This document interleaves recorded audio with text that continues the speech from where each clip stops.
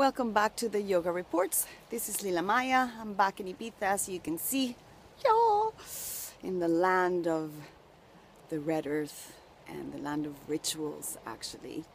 So you can see in the far right hand side, right there where my finger's pointing, that's a lighthouse. That's one of the most northern points of the island. I'm in Portinax. And that said, we are culminating the energy of a very strong full moon and an eclipse last week, and that energy really has taught us possibly to come more in our strength, to really connect to our inner teacher, our inner Buddha, and to step up to what is it that you want to create in your life. What do you want to let go of, more importantly, because we need to create that space. So if you might still be in that little bit of a transition, culminating, closing some chapters in your life, getting rid of things that you really don't need, so to create space for what you really want to manifest in your life. So there has never been a stronger time to do that than now. And I'll start with the report. So interestingly, we've had full moon, or rather not full moon, but we've had moon in Scorpio for 3 days. So yesterday, Thursday, Friday, and Saturday. So I'm going to talk a little bit about that because we still have tomorrow, Saturday, to go through, as in moon is in Scorpio. So the moon in Scorpio is a time in which there's a lot of adjustments that need to be happening, and it's a time of intensity. Emotions are felt deeply, and we feel as though we've come to the bottom of something. We're resolving something, an issue with yourself, with somebody, with others, with a project. So you're coming to the root end of what is it that needed to happen. Maybe something's gonna burst, basically, in these days approaching and towards the end of February. Our intuition is very strong during a Scorpio moon, and this is our time to strengthen our inner Buddhas and to leave aside limiting habits and avoid manipulating tactics, brooding, and suspiciousness. For yoga, take care of your bones during Scorpio time. So take care of your back, your bones, your hips, especially if you're in colder environments and also with high humidity.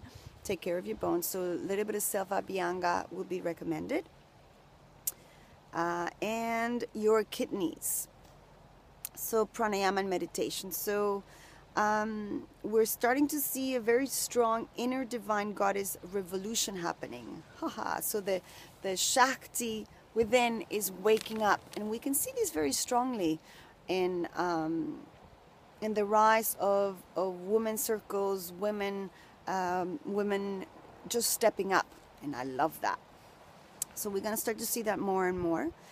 So for yoga, camel, lotus, white angle seated, forward bend in any direction, anything where your legs are open and you're twisting is good for that time. And don't forget to meditate, and don't forget to do a little bit of pranayama. So you can do that on Saturday as well. And let's move on to Sunday the 19th. The moon is in Sagittarius. When in last quarter, the affirmation is: spontaneity is a meticulously prepared art. That's a quote by Oscar Wilde. So it's a time to focus on the big picture. Not the details necessarily, but on that big spectrum of what you want to have happening in your life. Be spontaneous and be adventurous. And it's a good time to start projects, especially anything to do with publishing. So for my friend Helen, I love you, darling. So all these projects you're working on, I'm going to twist a little bit around. Yeah, that's nice. Any other projects that involve publishing, writing are on the rise right now during this moon. Advertising, sports, physical activity. The moon in Sagittarius provokes us to be optimistic, increase in vitality, and all around good intentions. Believe in your dreams. Spend time in nature. Good time to travel, study something you love, and then you can teach it. This is the best approach when you want to learn something. Learn it, digest it, integrate it, and then teach it. Then it really is going to sink in.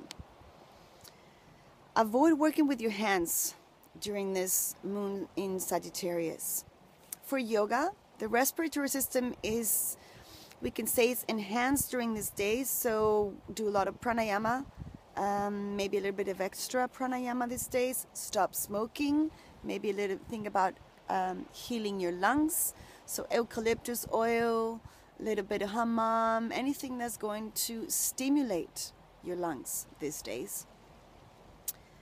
And what I recommend during this Sagittarius moon is for you to choose 5 asanas that you love and 2 that you don't like, and bring an energy or a lightness and energy, so a little bit more of a restorative approach to these asanas rather than dynamic, so that you can work on your breath, so that you can really take advantage of the fact that the respiratory system is welcoming this at this time during Sagittarius.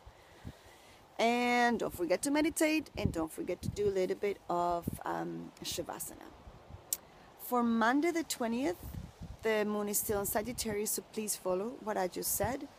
And for February the 21st, the moon is in Capricorn for a couple of days. The affirmation is a good one. Listen up. Blood circulated through her veins with their fluidity and a song of a branched off tree into the most hidden areas in her body, and returned to her heart purified by love, by Gabriel Garcia Marquez. May he rest in peace. Beloved one. He is Colombian and so am I, so you gotta quote your beloved ancestors. The moon passing through Capricorn could be a very emotional time, extreme to a certain extent, and it could cause for us to make rash decisions. So do not be impulsive, be patient, prudent, and practice being conservative in different areas of your life, especially if you tend to be a little bit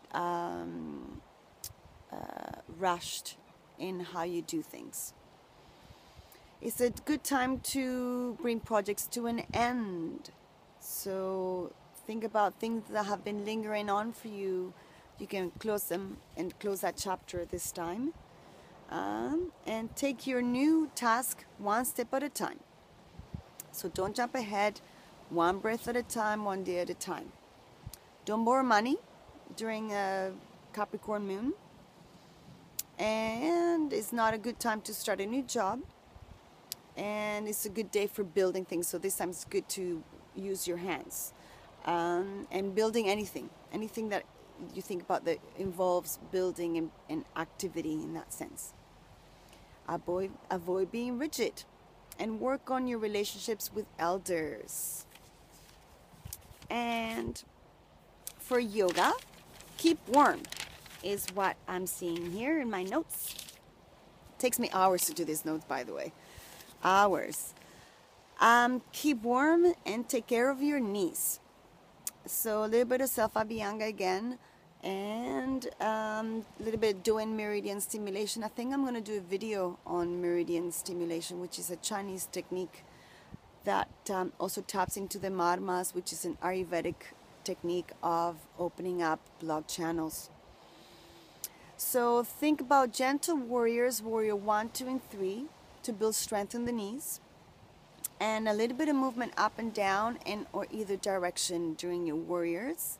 Avoid hyperextension, and think about also a bit of Trikonasana and revolve Trikonasana. So triangle pose, Uttita Parshva Konasana, side angle and revolved. Any modifications are welcome. Think about caring for your knees. Shirshasana, Halasana, and Matsyendrasana. So a little bit of fish and a little bit of headstand. A little bit of, to finish, square Ujjayi breath and meditation for 5 minutes. For Wednesday, February the 22nd, the moon is still in Capricorn, so please follow these guidelines. So there's only one place where I'm going to write these guidelines, which is on the in the Yoga Report's website, which I will put a link on this video, so that you can go back and maybe for you yoga teachers out there, you can take notes. Actually, the notes are done for you. You can just do it on a daily basis. So from Portinax, Ibiza, I wish you a very good week. Namaste.